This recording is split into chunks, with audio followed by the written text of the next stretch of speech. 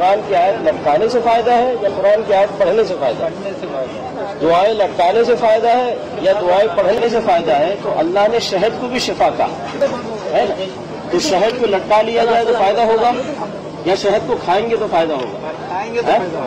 مولانا صاحب آپ سے ایک سوال ہے، تعویذ بنانا کیسا؟ کیونکہ ایک آدمی کہہ رہا تھا اگر قرآن میں شفا ہے تو کیا قرآن کو گلے میں لٹکا لیں گے؟ اور قرآن بھی تو یہ کہتا ہے کہ شہد میں شفا ہے، تو کیا ہم شہد کو گلے میں لٹکا لیں گے؟ آپ کا اس کے بارے میں کیا خیال ہے؟ قرآن کریم میں یقیناً شفا ہے، تو شفا کی صورت ہے کہ ظاہری شفا بھی ہے، باطینی شفا بھی ہے. جیسے کہ یہ ہمارے لیے قرآن کریم ہدایت ہے، اس میں شفا ہے، باطینی شفا ہے، گناہوں سے شفا ہے، اور ساتھ میں اگر اس کو پڑھ کے پھونکیں تو بھی شفا ہے، اس کو لکھ کر ہم اپنے گلے میں پہنے تو بھی شفا ہے.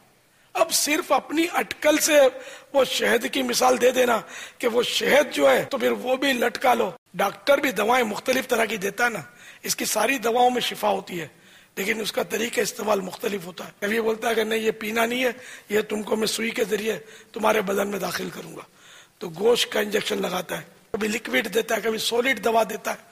تو مختلف طریقے ہوتے ہیں اس سے شفا پانے کے دوا سے. تو ہر دوا نہ پی جاتی ہے نہ لگائی جاتی ہے. جو لگانے کی دوا وہ پئیں گے تو وہ پینے کا اس کا طریقہ نہیں ہے، وہ لگانے ہی سے فائدہ ہوگا.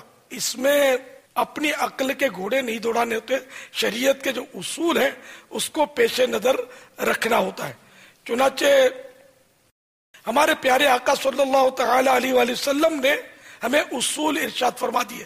ترمذی شریف کی حدیث ہے، الحلال ما احل اللہ فی کتابہ والحرام ما حرم اللہ فی کتابہ وما سکت عنہ فہو مما عفا عنہ.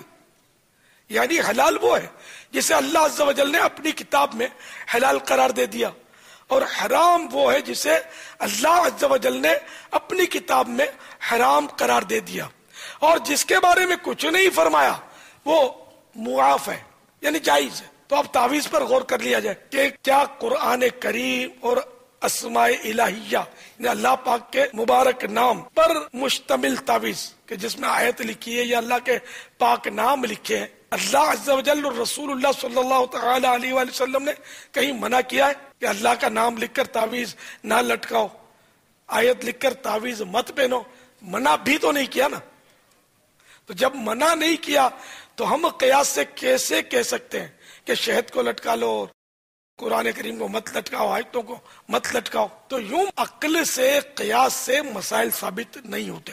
مسائل کو عقل سے قیاس سے بیان کرنا یہ شریعت پر جرأت ہے، اور یہ مذاق اڑانے والی بات ہے کہ شہد کو بھی لٹکا لو. اللہ تعالیٰ کے نام والے اور آیات قرآنیہ والے تعویذ کہیں بھی کوئی مر جائے، میں صحیح بولتا ہوں، ساتویں آسمان تک ٹکرا کر ساتویں زمین میں گھس جائے گا، کبھی کہیں سے آیت نہیں پائے گا، نہ کوئی ایسی صحیح حدیث وہ لا سکے گا کہ جس میں یہ ثابت ہو کہ آیت قرآنیہ بھی پہن نہیں سکتے. دلیل نہیں لائے گا، اٹکل سے قیاس سے وہ ایسی باتیں کرے گا جو کہ مردود ہیں، ان کو رد کیا جائے گا. جو چیز اللہ اور رسول نے منع نہیں کی، جس چیز کو اللہ اور رسول نے بیان نہیں کیا، اس کو تم نے کیوں بیان کیا؟ وہاں جواب کیسے دیا جا سکے گا؟ تو اس لیے اب بھی غور کر لیا جائے اور توبہ کر لی جائے. بعض لوگ تعویذ کی ممانت پر یہ عقلی دلیل دیتے ہیں کہ جیسے آب زمزم اور شہد کو قرآن و احادیث میں شفا قرار دیا گیا ہے تو شفا ان کو استعمال کرنے سے ملے گی، اگر ان کو صرف لٹکا دیا جائے تو ان سے شفا حاصل نہیں ہوگی. اسی طرح قرآن پاک کو پڑھنے سے شفا حاصل ہوگی، قرآن کریم کو گلے میں لٹکانے سے شفا نہیں ملے گی. یہ دلیل دیتے ہیں بعض لوگ عقلی طور پر. تو اس دلیل پر غور کریں کہ اس میں کوئی آیت یا حدیث بیان ہوئی ہے یا صرف عقلی قیاس کیا گیا ہے. اگر قرآن و حدیث کی کوئی دلیل آیت و روایت پڑھی ہے تو دکھا دے، اور اگر صرف عقلی قیاس کیا گیا ہے تو قرآن و حدیث سے ثابت شدہ چیز کو قیاس سے رد کرنے کو سمجھ لے کہ یہ شیطان کا کام ہے. ہم تو قرآن کریم پر دل و جان سے ایمان رکھنے والے لوگ ہیں الحمدللہ. قرآن کریم پڑھیں تو بھی شفا ہے، پڑھ کر دم کریں تو بھی شفا ہے، اور لکھ کر تعویذ بنائیں تو بھی شفا ہے، کیونکہ اللہ تعالیٰ نے قرآن پاک کو مطلقاً شفا قرار دیا ہے. جیسا کہ قرآن کریم میں ارشاد ہوتا ہے وَشِفَاءٌ لِمَا فِي الصُّدُورِ، اور دلوں کی صحت. اور ایک اور جگہ سورہ بنی اسرائیل میں ارشاد ہوتا ہے وَنُنَزِّلُ مِنَ الْقُرْآنِ مَا هُوَ شِفَاءٌ وَرَحْمَةٌ لِلْمُؤْمِنِينَ، اور ہم قرآن میں اتارتے ہیں وہ چیز جو ایمان والوں کے لیے شفا اور رحمت ہے.